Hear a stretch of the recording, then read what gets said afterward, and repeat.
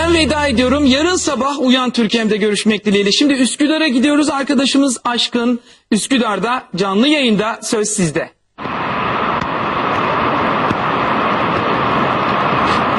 Evet Tahir Sarıkaya, İstanbul'un ilk millet bahçesi Üsküdar Nakkaştepe Millet Bahçesi'ndeyiz.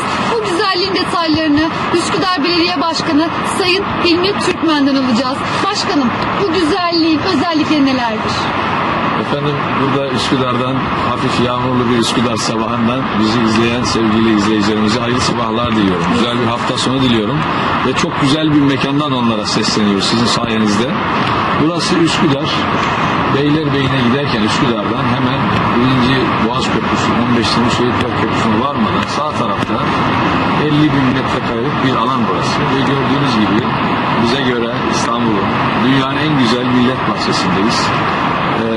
15 Temmuz Köprüsü'ne çok yakın bir noktada yeşiliyle, ağaçlarıyla, doğasıyla, efendim yürüyüş yollarıyla, uçan terasıyla, teras uçar mı? Uçar Nakkaştepe'de. Böyle bir millet bahçemizde Üsküdarlı ve İstanbul'lu hemşehrilerimize İstanbul'un tadını çıkarma adına güzel bir bahçe hazırlamış olduk. Burası 50 bin metrekare toplamda. İçerisinde vatandaşlarımızın her kesimine, çocuklara, gençlere, yaşlılara, engellilere, kadınlara, erkeklere, herkese hitap edecek güzel fonksiyonlar var.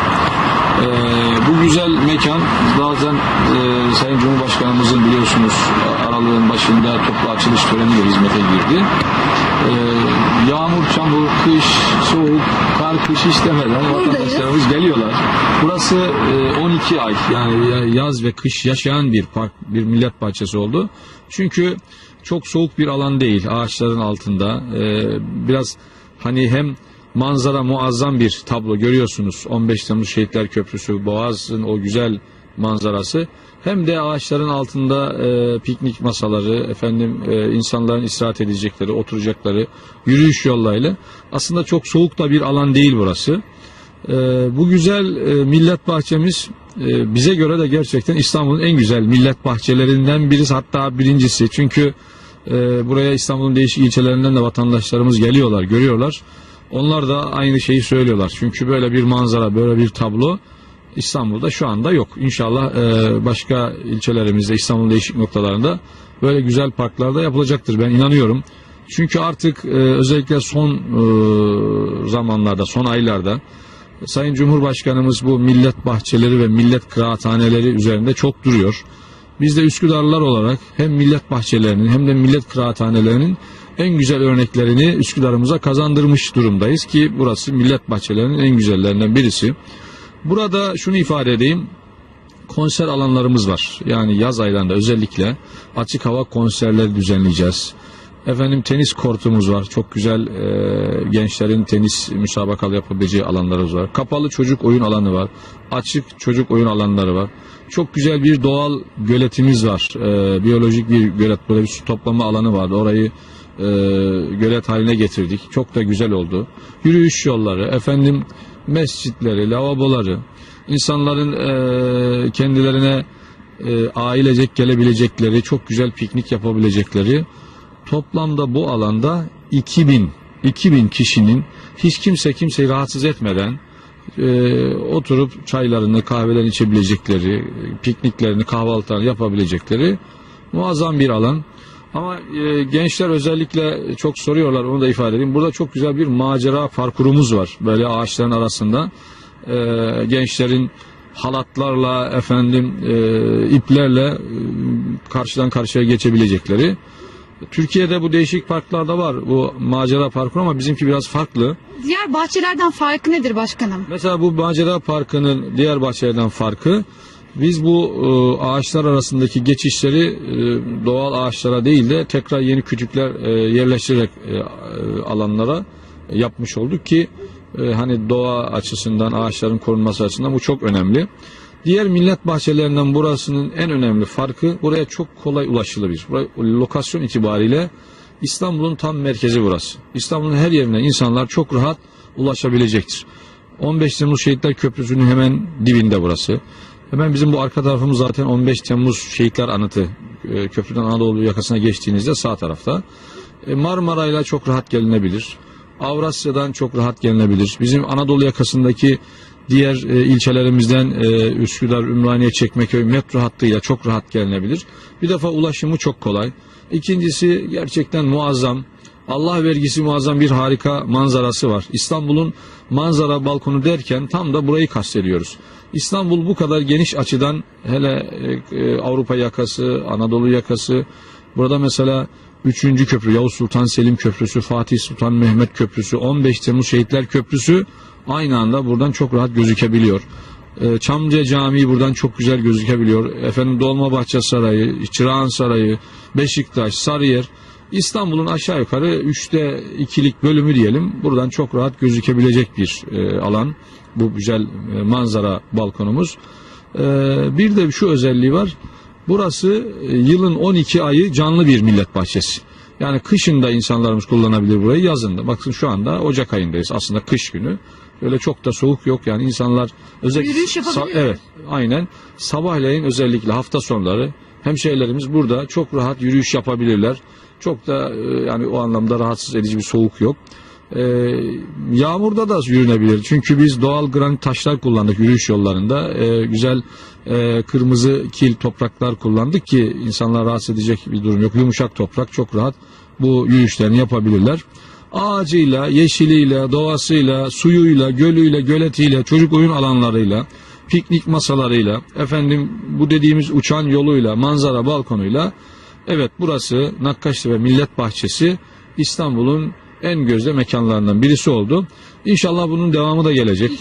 Bizim inşallah yeni dönemle ilgili yine millet bahçeleri, millet kıraathaneleri projelerimiz var. Yakında hemşehrilerimizle bunu da paylaşacağız inşallah. Macera Parkı ve özel gölet var. Bunlarla ilgili neler söylemek istersiniz? Burada buranın doğası gereği bir su toplama alanı vardı. Doğal su çıkıyordu. Orayı biz rehabilite ederek bu doğal suyun çıktığı o bölgeyi çok güzel bir gölet haline getirdik. Ahşaptan şelaleler oluştuk. İnsanlar orada çok güzel manzarayı da yakalıyorlar, görüyorlar, fotoğraflar çektiriyorlar. Çoluk çocuk bu şelalenin etrafında dolaşıyorlar. Böyle bir biyolojik göletimiz var. Macera parkuru da İstanbul'da değişik yerlerde olduğunu duydum ama bizzat gidip görmedim. Bizimki diğerlerinden farklı olanı, çok daha güzel bir tabloda, manzara itibariyle güzel bir yer. Hem de hiçbir doğal ağaçlara hiç zarar vermeden yaptığımız bir macera parkuru. Yine doğal ağaçlar yerinde ama aralarına kütükler yerleştirerek böyle çocukların, özellikle gençlerin bu macera parkurundan istifade edecekleri bir alan ortaya çıkmış oldu. Ve inşallah bu millet bahçemiz, onu da ifade edeyim, sadece Üsküdar'a değil, bizi şu anda ekranlar başında izleyen sevgili izleyicilerimize onu belirtmek isterim. Burası aslında bir İstanbul projesi, İstanbul Millet Bahçesi. Dolayısıyla herkesin, Üsküdar'ın komşu ilçelerimiz, Avrupa yakasından ilçelerimiz, insanlarımız, herkesin buraya gelmelerini arzu ediyoruz. Ki geliyorlar zaten. Çok kolay ulaşabilirler. Hemen 15 Temmuz Şehitler Köprüsü'nden geçer geçmez, Avrupa yakasından gelecekler için söylüyorum, İlk sağdan saptıklarında bizim bu Rakkas tepe bir yer var, oradan hemen direkt buraya inebiliyorlar. Otopark sorunumuz yok. Araçlarıyla gelebilirler. Otoparkta arabalarını park ettikten sonra bu güzel millet bahçesinde spor yapabilirler, yürüyüş yapabilirler. Çocuklarını hem kapalı alanda hem açık alanda oyun oynayabilecekleri alanlar var. Çocuklarımız için hem kapalı hem açık alan oyun grupları var. Ama tenis kortu da var. Tenis oynayanlar, tenis bilenler açık alanda İstanbul'un bu güzel manzara balkonunda tenisi oynayabiliyor. Herkese açık. Burada bütün hizmetlerimiz ücretsiz. Kimseden hiçbir ücret talep etmiyoruz. Yani oyun alanlarını çocuklar için kullandıklarında bir ücret talebi yok. Açık alanda, kapalı alanda biliyorsunuz bazı yerlerde ücret talep ediyor. Bizde öyle bir şey asla yok. Buraya giriş, çıkış, buradaki bütün hizmetlerden istifade etmek tamamen ücretsiz. Bütün İstanbullu hemşehrilerimizi bekliyoruz. Sadece Üsküdarlılar değil, İstanbul'un, ülkemizin her yerinden gelebilirler buraya diyelim. Herkes gelebilir. Burası adı üstünde millet bahçesi. Bu aziz milletimizin bahçesi. Dolayısıyla bu güzel ülkemizin güzel insanların her birine burası tamamen açık ve muazzam bir alan. Siz de görüyorsunuz. Ekranlar başında olanlar da şu anda izliyorlar bu güzel tabloyu. İstanbul'da böyle bir millet bahçesi İnşallah sayıları artar. Temenni ediyoruz. Başkanım, burası çok geniş bir alan. Yapımı ne kadar süre tamamlandı ve ne kadara mal oldu? Burası 50.000 metrekare. Mülkiyeti Vakıflar Genel Müdürlüğü'ne ait. Biz Vakıflar Genel Müdürlüğü'nden burayı tahsis aldık, belediye olarak kiraladık. Yaklaşık 1,5 yıl sürdü buranın inşaatı. Yani burada gerçekten önemli bir proje ve bayağı zor bir proje aslında. Buranın eski halini vatandaşlarımız bilmiyorlar. Çok insanların girebilecekleri, istifade edebilecekleri bir alan değildi. Burada bir tane ağacı dahi kesmeden, zarar vermeden ağaçların altlarını tertemiz temizledik. İşte gördüğünüz gibi çimenler, otlar, ağaçlar aynen doğallığını koruyorlar. 1,5 yılda tamamladık. Aşağı yukarı 20-25 milyona yakın bir maliyeti oldu bize. Ama Üsküdarlı, İstanbullu hemşehrilerimize helali hoş olsun, güle güle kullansınlar. Peki başkanım, son olarak neler söylemek istersiniz? Tabii ki son yıllarda Sayın Cumhurbaşkanımız özellikle 24 Haziran seçimleri öncesi millet bahçeleri ve millet kıraathaneleri kavramını biliyorsunuz Türkiye gündemine getirdi. Bu millet bahçeleri ve millet kıraathaneleri hizmeti, projeleri bu dönemden sonra da çokça gündemde olacak, öyle gözüküyor ki olmalıdır da. Yani hepimiz işte betonlaşmadan, şehrin dokusunu bozmadan şikayetçiyiz. Bakın biz belediye başkanı olarak ben de aynı şeyi söylüyorum, yani bu konuda vatandaşlarımız haksız sayılmaz. Dolayısıyla artık daha çok yeşil, daha çok doğal ortam, daha çok millet bahçesi, daha çok millet kıraathaneleri yapmamız gerekiyor şehirlerimize, ilçelerimize, güzel İstanbul'umuza. Evet, bundan sonra da hem Üsküdar'da hem İstanbul'un değişik noktalarında hem millet bahçeleri hem millet kıraathaneleri yapmaya devam edilecektir diye düşünüyorum. Hayırlı uğurlu olsun. Çok teşekkür ediyorum başkanım.